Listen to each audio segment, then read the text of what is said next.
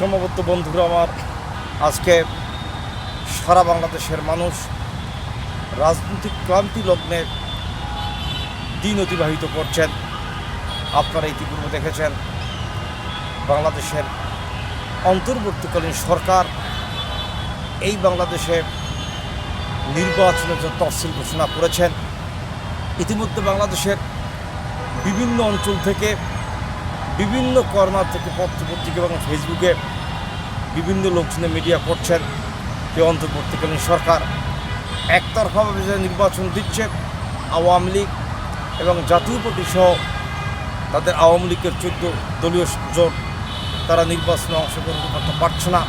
কিন্তু আজকের গণমানুষের বক্তব্যটা হলেন 2024 সালের 5ই আগস্টে সাবেক প্রধানমন্ত্রী জননেত্রী শেখ হাসিনাকে পদত্যাগ করানোর জন্য যে হাতিয়ারটা তারা ব্যবহার করেছিলেন, যে বাংলাদেশে আওয়ামী লীগ সরকারের আমলে 2014 সালের নির্বাচন এবং 18 সালের নির্বাচন ও 24 সালের নির্বাচনে একতরফা হয়েছিলেন এবং সেই তিনটে নির্বাচনে বাংলাদেশের গণমানুষরা ভোট দিতে পারেন নাই বলে মন্তব্য করেছেন এবং সে মন্তব্যের উপর বেস্ট করেই বাংলাদেশে তখন আন্দোলন সংগ্রাম হয়েছিলেন।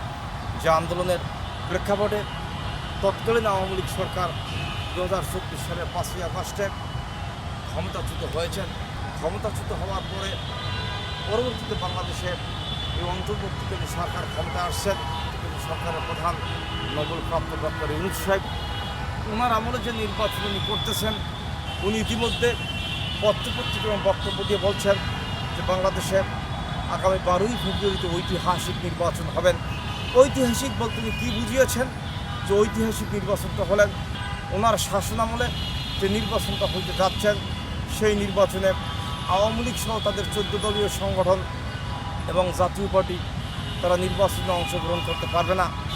এই বাংলাদেশে বর্তমান জরিপ করলে যা দেখা যাচ্ছে যে বাংলাদেশের 50% লোক বর্তমানে আওয়ামী লীগকে সমর্থন করছেন এবং আমরা 91 সন থেকে 2008 সনের নির্বাচন পর্যালোচনা করলে আমরা দেখতে পাচ্ছি আওয়ামী লীগ সর্বশেষ 40% ভোট পেয়েছেন, জাতীয় পার্টি ভোট পেয়েছেন।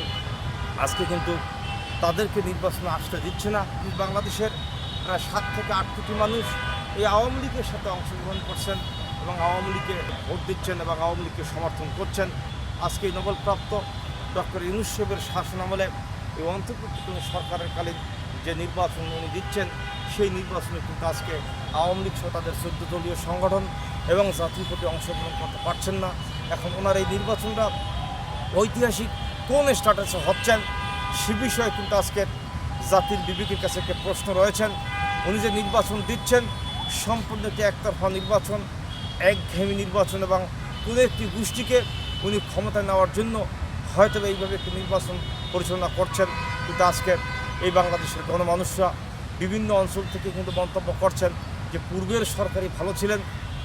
আওয়ামী লীগ সরকারের আমলে 2014 সনে এবং 18 সনে 24 সালে যে নির্বাচন হয়েছিলেন, সেই নির্বাচনে বিএনপি অংশগ্রহণ করতে পারবে না বা অন্য কোনো পার্টি অংশগ্রহণ করতে পারবে না, সে ধরনের কিন্তু মন্তব্য বা সে ধরনের কোনো আইনগত জটিলতা আওয়ামী লীগ সরকারের আমলে ছিলেন না। তারা অংশগ্রহণ করেছিলেন, হয়তো বা সুষ্ঠু নির্বাচন হয়নি বলে তারা সংখ্যাগরিষ্ঠতা অর্জন করতে পারেন নাই, সে ধরনের মন্তব্য তাদের আছেন।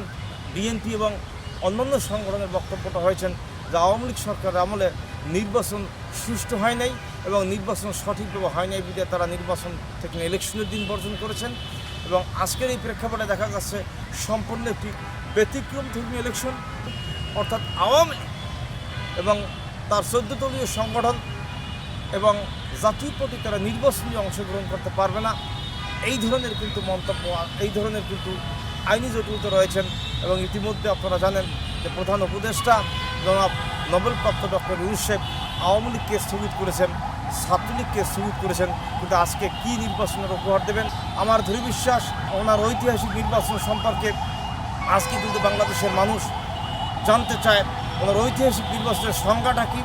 জনাব নোবেলপ্রাপ্ত ডক্টর ইউনূস সাহেব যে নির্বাচনের জন্য রেডিও টেলিভিশনে বক্তব্য দিচ্ছেন এবং পত্রপত্রিকা যে স্টেটমেন্ট আসছেন, তিনি ঐতিহাসিক নির্বাচন বাংলাদেশে পুরস্কার দেবেন। সে ঐতিহাসিকের সংজ্ঞাটা কী, ঐতিহাসিক নির্বাচনের সংজ্ঞা কীভাবে হচ্ছে যে বাংলাদেশের 8 কোটি মানুষ নির্বাচন ভোট কেন্দ্রে আসতে পারবে না এবং আওয়ামী লীগকে স্থগিত করা হবে, আওয়ামী লীগ নির্বাচনে অংশগ্রহণ করতে পারবে না, তার 14 দলীয় সংগঠনে অংশগ্রহণ করতে পারবে না, এইটিই কিন্তু ঐতিহাসিক নির্বাচনের সংজ্ঞা বলে মানুষ মন্তব্য করছেন। আজকের এই প্রেক্ষাপটে আমি নোবেলপ্রাপ্ত জনাব ডক্টর ইউনূস সাহেবকে দৃষ্টি আকর্ষণ করে বলতে চাচ্ছি, আপনার এই নির্বাচন বাংলাদেশের স্বাধীন যুদ্ধের পর থেকে যে কয়েকটি নির্বাচন হয়েছেন সকল নির্বাচন হচ্ছে আপনার নির্বাচন ন্যাক্কারজনক, আপনার নির্বাচন অগণতান্ত্রিক। আপনি যেভাবে নির্বাচন পরিচালনা করতে যাচ্ছেন সেইভাবে বাংলাদেশে বিগত কোনো সরকার নির্বাচন পরিচালনা করছেন না।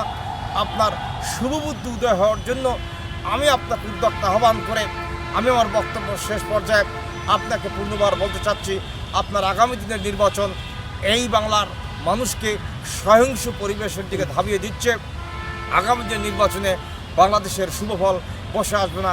আপনার শুভবুদ্ধির মধ্য দিয়ে বাংলাদেশে যাতে একটি অবাধ ও নিরপেক্ষ নির্বাচন হয় সে ধরনের পরিবেশ করে সকল দলের সমন্বয়ে নির্বাচন করার জন্য আপনাকে উদ্যোক্তা আহ্বান করে আমি আমার সংক্ষিপ্ত বক্তব্য শেষ করছি। ধন্যবাদ আপনার সকলকে। সুস্থ থাকবেন, ভালো থাকবেন।